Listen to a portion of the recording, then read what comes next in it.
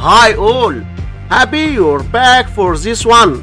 In this special future, 12 minus 11 which equals 1 times 12 minus 11 which equals 1. Now we have this problem, 1 times 1 which equals 1. But this answer is not correct, because according to the order of operations we have to work on the parentheses first, then work on multiplication, and at last work on adding and subtraction. So first we do this subtraction, then this multiplication, and at last this subtraction. So we have first this parentheses, 12 minus 11, 1. So we have 12 minus 11 times 1. Now we have one subtraction and one multiplication. We must do this multiplication first, then this subtraction. So